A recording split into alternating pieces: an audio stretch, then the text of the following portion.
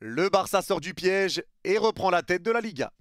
Salut les fraudes, j'espère que vous allez bien. On se retrouve pour une nouvelle vidéo. Et nouvelle vidéo, débrief du match entre Las Palmas et le FC Barcelone. Victoire 2-0 du FC Barcelone. Et ça aura été un match vraiment très compliqué pour le Barça ce soir. Un match très dur sur une pelouse dans un état un petit peu complexe, pas un très bon état la pelouse de Las Palmas, mais face à une équipe de Las Palmas qui est toujours compliquée à jouer, une équipe de Las Palmas solide à la maison, qui fait souvent des bons résultats contre les gros, qui avait battu le Barça au match aller, qui a fait match nul à la maison contre le Real en début de saison. Las Palmas est pourtant 17e à égalité de points avec Valence, premier relégable, mais c'est toujours un déplacement compliqué d'aller à Las Palmas. C'est une équipe qui est compliquée à jouer. Et aujourd'hui, le Barça était pas loin de se prendre justement le piège de Las Palmas en pleine tête, parce qu'aujourd'hui, et notamment dans cette première mi-temps, on a vu une équipe de Las Palmas bien en bloc, une équipe assez basse. Ils ont essayé de tenir pour prendre un point,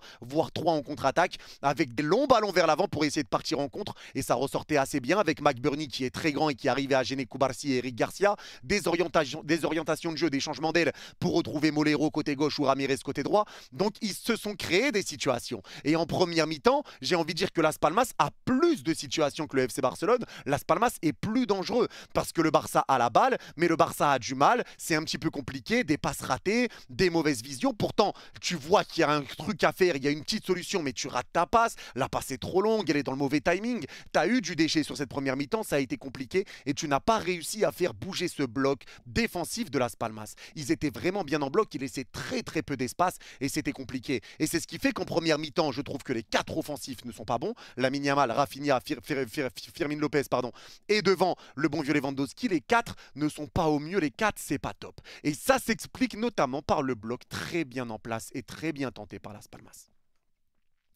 La technique était simple, la technique a été efficace. Un 4-4-2 défensif assez malin où tu laissais les trois défenseurs centraux du Barça. Je compte Casado parce qu'il se mettait très souvent, quand le Barça était très haut au milieu de terrain, les défenseurs étaient au milieu de terrain. Casado se mettait entre Cubarsí et entre Eric Garcia. Il arrivait à rester entre les deux. Et donc, tu laissais le 4-4-2 de Las Palmas laisser la balle aux trois centraux. Il ne pressait pas les trois centraux, ce qui fait qu'au final, tu te retrouvais sur un marquage à la culotte avec les deux attaquants, les deux pointes du 4-4-2 de Las Palmas qui se retrouvaient au pressing à la culotte de Pedri et à côté de Casado. Et derrière, tu avais Ramirez qui était au pressing de Baldé, côté gauche Molero au pressing de Koundé et tes défenseurs qui prenaient les attaquants. Donc ça se refermait très vite et dès que tu avançais, dès que les défenseurs lâchaient la balle, il y a un joueur qui était agressé et un autre qui venait presser. Donc c'était très compliqué pour le Barça, tu as eu du mal à faire bouger ce bloc et c'est pour ça que je dis que Las Palmas a très bien géré sa défense aujourd'hui. Et en première mi-temps, ça a payé puisque le Barça a eu beaucoup de mal à être dangereux, sauf sur les premières minutes, ça aurait changé le match.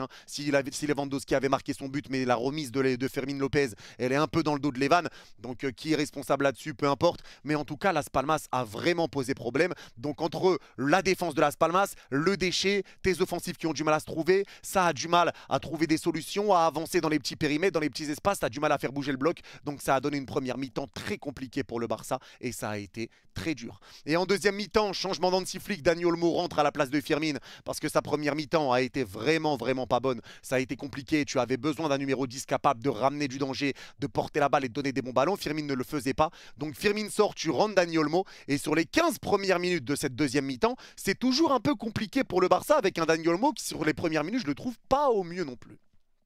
Je trouve que c'est compliqué. Il rapporte pas réellement de plus-value sur les premières minutes par rapport à Firmin Lopez. Le Barça a toujours du mal. C'est toujours un bloc bien en place de Las Palmas. Et tu ouvres le score sur un moment où il y a un dégagement de Las Palmas. Pedri dévie la balle. Ça revient sur Olmo. Et tu pars en 5 contre 5. Et ça, j'étais en live et je l'ai dit. C'est sur ce genre d'occasion, il faut marquer. Là, il y a un 5 contre 5. Las Palmas n'est pas replacé. Leur bloc n'est pas en place. Il faut marquer tout de suite. Et le Barça, première occasion où il se retrouve dans une situation à égalité ou peut-être en supériorité numérique, tu marques. Et ça, c'est ce qui va te libérer. Tu arrives à marquer sur un moment où la défense de Las Palmas était plus équilibrée. Un superbe travail de Dani Olmo, superbe travail de Lamine Yamal qui fait une très bonne deuxième mi-temps. Sa première, ça a été dur, mais la deuxième a été top. Il retrouve Dani Olmo. Dani Olmo crochet, frappe, barre en 30, c'est terminé, ça fait 1-0. Et à ce moment-là, tu sais que le match va être plus simple parce que Las Palmas va ressortir. Ils vont essayer de jouer vers l'avant, donc ils vont laisser des espaces. Et à partir de ce moment-là, c'était tranquille pour le Barça.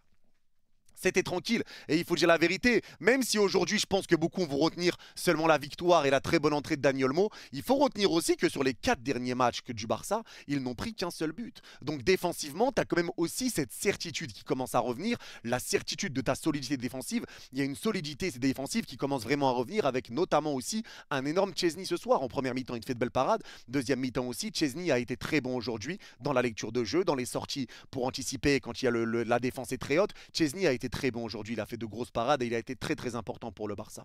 Mais aujourd'hui, tu gagnes ce match et tu arrives forcément quand il y a un 0, ça renverse un petit peu le jeu et à partir de là, Las Palmas laisse des espaces et là, tu remets Dani Olmo sur le genre de situation qu'il aime. Ça veut dire que Las Palmas commence à presser, il commence à t'agresser. Toi, tu ressors la balle, tu le mets à Dani Olmo. Dani Olmo est pris par 2 joueurs. La première touche de Dani Olmo, les premières touches, le contrôle, il arrive à se retourner devant 2 joueurs et il accélère ça en passe de contre-attaque. Le Barça se retrouve en 4 contre 4, 5 contre 5 et Dani Olmo part vers l'avant. Les gars, Dani Olmo aujourd'hui, même si ces 10 premières minutes ça a été difficile, derrière c'est lui qui marque. Encore une fois, ce qu'il fait, t'as l'impression que le temps s'arrête. T'as vraiment l'impression que le temps s'arrête avec Dani Olmo. Le travail de Lamine Yamal, déjà c'est Olmo qui porte la balle, il resserre Lamine Yamal, crochet, la passe dans la surface entre 2 joueurs et Olmo crochet sur le défenseur, frappe barre entrante. T'as l'impression que quand Olmo a la balle dans les petits périmètres, c'est trop fort, t'as l'impression que le temps s'arrête. Le temps s'arrête, il contrôle, il crochette, il arrive à garder la balle alors qu'il y a beaucoup de joueurs encore dans la surface, il tire, il marque, quand il est pressé, il se retourne parfaitement, la vision de jeu, les passes bien données, c'est trop. L'entrée de Dani Olmo a été une top entrée, il a été élu homme du match et je le comprends totalement parce que vraiment il a été vraiment bon, vraiment à l'aise et encore une fois les changements d'Hansi Flick. Hansi Flick les gars, t'as fait des changements aujourd'hui, c'est ce qui te ramène les 2 buts. Hansi Flick est un coach qui ose faire des changements à la mi-temps, 45e il voit qu'il y a quelque chose offensivement qui se passe mal, il sort Firmin, il met Olmo, il règle les problèmes. Hansi Flick est là pour essayer de régler les problèmes et il réussit à les régler quasiment tout le temps. Lui il n'a pas peur de faire des changements, il n'a pas peur quand quelqu'un est mauvais de le sortir à la mi-temps s'il y a vraiment besoin de le sortir. Il est là pour mettre les ingrédients pour essayer de remporter les matchs. Et il l'a bien fait encore une fois et il le prouve. Ce coach-là est un très bon coach et il fait énormément de bien au FC Barcelone. Il a métamorphosé cette équipe. Il leur fait du bien. L'équipe joue très bien. Et lui, ses choix sont très bons. Sa vision de son équipe est très bonne. Et ça, il faut dire la vérité. Énorme travail d'Hansi Flick, très bon coaching payant. C'est pas la première fois qu'il fait ça. Il fait toujours ses changements et ça paye, ça marche quand le Barça est dans le dur. Et au final, en deuxième mi-temps, ça change la physionomie du match. Et là, aujourd'hui, ça n'a pas loupé. Mais vraiment, top perf de Dani Olmo. La deuxième mi-temps également, les gars de Lamine Yamal, c'est juste impressionnant. On a retrouvé un petit peu le Lamine Yamal qu'on connaît, le Lamine Yamal qu'on voit. Et beaucoup étaient déjà en train de critiquer Lamine Yamal et de dire, ouais, Lamine Yamal surcoté. Encore une fois, il passe à côté parce qu'il est moins bon ces derniers temps et sur ces derniers matchs. Mais les gars, je le dis, je le répète, si vous dites que Lamine Yamal est surcoté à la moindre contre-performance qu'il va avoir, c'est tout simplement que ce qu'il a fait déjà depuis qu'il est dans le football professionnel, à l'âge de 17 ans, c'était des trucs d'extraterrestres. Si à la moindre problème, au moindre problème de Lamine Yamal, vous dites que ce joueur est surcoté, c'est la preuve que ce qu'il a fait auparavant, c'est des trucs d'extraterrestres. Il a 17 ans. Je le rappelle qu'il a 17 ans. Avoir une période de trou d'air, ça peut arriver. Être moins bon sur un match, 2 matchs, 3 matchs, ça peut arriver. Il est jeune, il n'a pas beaucoup de repos, il joue tous les matchs. Ça peut arriver d'être moins bien. Mais si vous dites qu'il est surcoté au bout de 2-3 matchs, c'est que ce qu'il a fait auparavant est juste exceptionnel. Et ça prouve qu'il est quelqu'un de différent par rapport aux autres joueurs. C'est juste la preuve de tout ça. Et aujourd'hui, sa deuxième mi-temps, tu le vois, sa première mi-temps est vraiment pas bonne, c'est une réalité. Mais sa deuxième mi-temps, tu retrouves un Lamine Yamal qui essaye beaucoup plus, qui percute, qui dribble, qui repasse entre 2 joueurs, des crochets, des doubles contacts, des tacles qui passent devant lui et ça passe devant bip bip. Et hop, Lamine Yamal qui passe, il refait des différences, il arrive à centrer, à ramener du danger et il est passeur décisif. La passe qu'il met entre les 2 joueurs sur la portée de balle de Dani Olmo, le crochet sur Essugo, passe entre les 2 défenseurs pour retrouver Olmo. Super, super, sa deuxième mi-temps à Lamine Yamal est très bonne. Et encore une fois les gars, je pense que Lamine a peut-être besoin d'un peu de repos. Mais aujourd'hui, sa deuxième mi-temps a été vraiment bonne par rapport à la première qui a été très mauvaise. Ça c'est clair. Lewandowski numéro 9 maintenant. Levan aujourd'hui pour moi passe clairement à côté de son match. Enfin là, on va quand même expliquer. Parce que Levan aujourd'hui, il faut rappeler que c'était un bloc bas pour Las Palmas. Lewandowski est là aussi pour peser sur la défense. Donc il aura toujours cet apport-là où il va attirer des joueurs sur lui. Parce que forcément, tu dois défendre défendre sur Lewandowski, tu peux pas lui laisser d'espace. Et c'est ce qui d'ailleurs ramène le deuxième but du Barça. Il y a deux joueurs qui sont attirés sur Lewandowski, ce qui laisse Ferran Torres tout seul dans la surface et il peut marquer. Riquin m'en avait parlé en live et heureusement qu'il le dit parce que j'avais pas noté justement ça. Mais là il me le dit et c'est une réalité. Mais là les gars, aujourd'hui, Lewandowski, on peut pas le juger sur un match où il ne touche pas beaucoup de ballons. Lewandowski doit être servi dans la surface, chose qui n'a pas été aujourd'hui. Moi je le dis, je le répète, Lewandowski, tu peux pas dire qu'il a été nul sur un match parce qu'il a été invisible. Pour moi, c'est une réalité parce que Lewandowski, tu lui demandes d'être là pour terminer les actions. Il faut juger Lewandowski sur les actions qu'il aura à terminer. Aujourd'hui, il n'y en a pas eu beaucoup. Il n'a pas été beaucoup servi, mais il a pesé sur les défenses. Ça, c'est une réalité. Donc, il faut savoir, des fois, quand Lewandowski va décrocher pour toucher des ballons, il va donner des mauvais ballons, etc. Vous allez dire qu'il arrête de faire le playmaker. Et quand il va rester devant pour essayer de terminer les actions, vous allez dire qu'il est transparent. Mais ça peut s'entendre contre des blocs bas. C'est propre à tous les neufs. Regardez, Haaland peut être transparent sur certains matchs. C'est le cas, c'est le propre à tous les neufs. Pareil, Ramos avec le PSG, des fois contre des blocs bas, on le voit pas beaucoup. C'est pour ça qu'il joue pas contre les blocs bas. Donc, ça arrive. Ça arrive. Et il y a des moments, c'est lui qui va débloquer des situations de la tête, etc. Ça arrive. Et pour moi, c'est normal. Donc, on peut pas réellement juger Lewandowski qui pour moi à son âge et maintenant dans ce Barça a un registre différent. Il faut le juger sur les occasions claires qu'il va avoir et sur les ballons qu'il va recevoir et il n'en a pas eu énormément aujourd'hui. Rafinha côté gauche pareil, une première mi-temps qui a été un petit peu délicate, la deuxième a été meilleure, il a été passeur décisif sur le but de Ferran Torres qui lui aussi est rentré en cours de jeu, bon pressing, mais Rafinha, encore une fois, moi ce qui m'impressionne c'est lui, c'est le fait qu'il presse tout le temps, il s'arrête pas de courir, il fait beaucoup d'efforts, il presse, même quand il est le seul à presser, il court, il se donne, il revient défendre, il revient dans sa moitié de terrain, il aide son latéral, il est là devant, il essaye de jouer collectivement, il essaye de donner des bons ballons, ses appels de balles, ses prises de balles. Aujourd'hui ça a été plus compliqué dans le jeu, et notamment en première mi-temps, ça a été dur, du déchet, etc. Mais les efforts que fait Rafinha, il fait pas semblant, sa deuxième mi-temps est bien meilleure que la première, lui aussi, parce que de toute façon les 4 devant la première mi-temps ça a été dur, mais Rafinha encore une fois se donne, Rafinha fait les efforts et sa deuxième mi-temps à Rafinha est bonne et lui aussi il termine avec une passe décisive. Et on va parler maintenant de Ferran Torres aussi, le shark, le requin qui n'en finit plus de marquer. Peut-être que Ferran Torres aurait dû commencer aujourd'hui contre un bloc aussi bas, c'est une possibilité, mais en tout cas Ferran a été buteur, barre rentrante lui aussi, le but aujourd'hui je crois que c'était de fracasser la barre, hein. T'as envoyé des minas à Silesen, je crois que c'est parce que c'est un ancien Barcelonais, tu voulais lui tabasser le crâne, mais en tout cas des gros missiles qui a été envoyé, barre rentrante à chaque fois. 2 buts et le Barça sort du piège. En tout cas, bonne entrée de Ferran Torres, ça va le mettre en confiance lui aussi. Lui qui fait des bonnes prestations hein, ces derniers temps avec le Barça, faut le rappeler aussi. Il fait de bonnes prestations et il a été encore buteur, ça va lui faire du bien. Par contre, il y a quelque chose dont j'ai oublié de parler, clairement, c'est l'arbitrage. Alors aujourd'hui les gars, vraiment moi je tiens à le dire, il y a quand même peut-être un penalty sur Rafinha qui s'est fait agripper par le bras. Certains vont dire qu'il y avait péno, d'autres vont dire qu'il n'y avait pas péno. Pour moi, il y avait quand même péno. Encore une fois, des cartons jaunes pas donnés. Mais ça, il faut le rappeler aussi, notamment sur le coup de coude de McKennie, etc. Il y a eu quand même des gestes qui méritaient des cartons jaunes, des tirages de maillot, tu m'étais pas jaune. Également un coup franc sur une balayette de Dani Olmo qui n'est pas donné. Et derrière, une occasion pour Las Palmas avec hors-jeu au départ. Contrôle, ça peut être une main. Contrôle poitrine, le ballon touche un peu la main est collée au corps. Mais contrôle, frappe, ça réclame la main. Ça touche ici de Eric Garcia, l'arrière de l'épaule. Ça touche un peu l'épaule d'Eric Garcia, ça te réclame le penalty. Et moi, ce que je comprends pas, c'est qu'au départ, il y a hors-jeu. Donc sujet clos, la VAR doit aller regarder et voir qu'il y a hors-jeu et dire à l'arbitre, il n'y a rien. Il y a hors-jeu, sujet clos, on passe à autre chose, reprend le match. Mais la VAR, qu'est-ce qu'elle fait?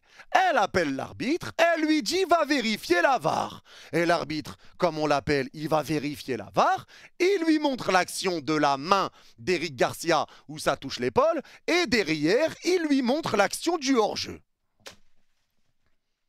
Mais t'es censé être la VAR.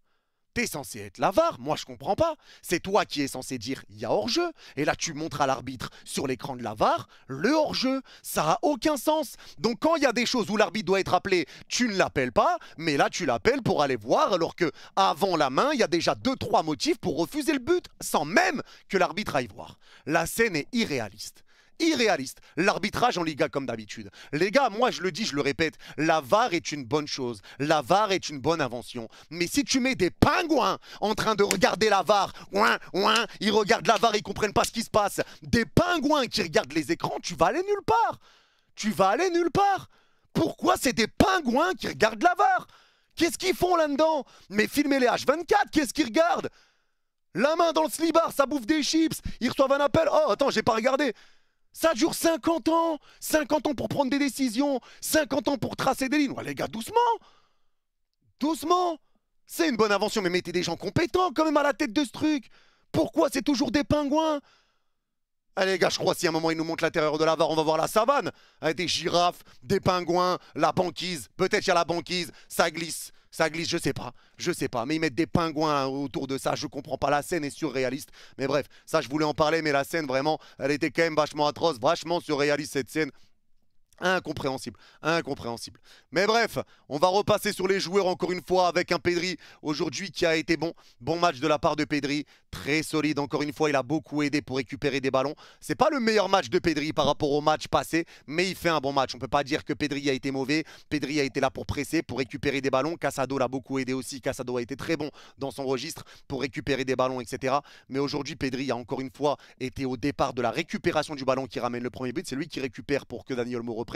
Il a été là pour aider à presser, pour essayer de jouer vers l'avant, pour orienter le jeu. Pour moi, Pedri a fait son match. C'est pas le meilleur match de Pedri, mais c'est pas un mauvais match de Pedri. Ça, c'est clair et net. Pedri a fait son match et Pedri, encore une fois, a montré qu'il était capital pour cette équipe. Il a fait son match. Ça a été dur sur certains compartiments du jeu, mais comme ça l'a été également pour tous les offensifs du côté du Barça. Et la défense, pour moi, a été solide. Baldé continue d'être efficace sur son côté. Très bon en première mi-temps. Lui aussi était très bon. Il essayait d'apporter du danger, des centres, des occasions, des frappes lointaines. Quand il voyait que le bloc de Las Palmas était très bas, des récupérations défensives très à l'aise. Cubarsí, très gros match. Eric Garcia, très gros match. Les deux ont été très bons également.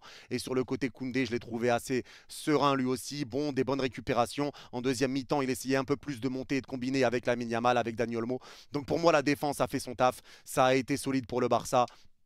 Il y a eu quelques occasions pour Las Palmas, mais le Barça a tenu et le Barça a poussé. Les changements d'Hansi Flick t'ont ramené la victoire et t'es parti gagner ce match. Et tu reprends cette tête de la Liga.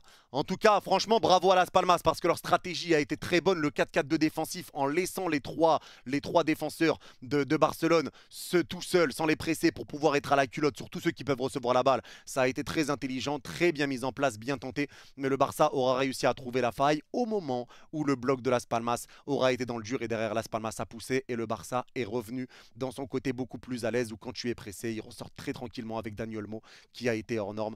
En tout cas, c'est tout pour ce débrief. N'hésitez pas à me dire en commentaire si vous êtes d'accord ou pas d'accord avec moi. Et pour ceux qui ont regardé ce débrief jusqu'à la fin, n'hésitez pas à mettre Pingouin VAR en commentaire et je comprendrai que vous l'avez vu jusqu'à la fin. Prenez soin de vous, vous êtes les gars. Bye bye.